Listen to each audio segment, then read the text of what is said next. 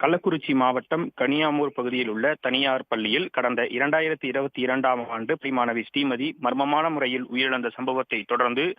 பள்ளி மாணவியின் மரணத்திற்கு நீதி கேட்டு பல்வேறு கட்ட போராட்டங்கள் நடைபெற்று வந்த நிலையில் கடந்த 2022ஆம் ஆண்டு ஜூலை 17ஆம் தேதியன்று தனியாமூர் கனியார் பள்ளி முன்பு நடைபெற்ற போராட்டம் கலவரமாக மாறி பள்ளி வளாகம் முழுவதும் போராட்டக்காரர்களால் சூறையாடப்பட்ட நிலையில் பள்ளி வளாகத்தில் இருந்த வாகனங்கள் மட்டுமின்றி பாதுகாப்பு பணியில் இருந்த காவல்துறையினரின் வாகனங்களும் தீ வைத்து எரிக்கப்பட்டது.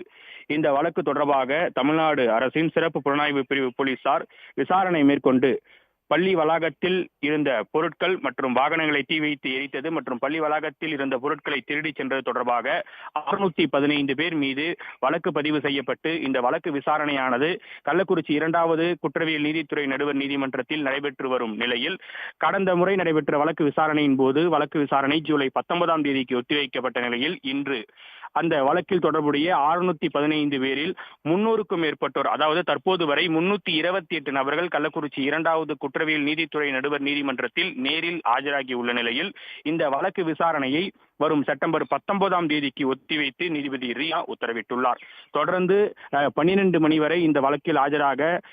குற்றவாளிகளுக்கு அறிவுறுத்தப்பட்டுள்ள நிலையில் மேலும் குற்றவாளிகள் ஆஜராக வாய்ப்பு இருப்பதாக காவல்துறையினர் தரப்பில் தெரிவிக்கப்பட்டுள்ளது. தற்போது வரை 328 நபர்கள் இந்த வழக்கில் நேரில் ஆஜராகி உள்ளனர் என்பது குறிப்பிடத்தக்கது.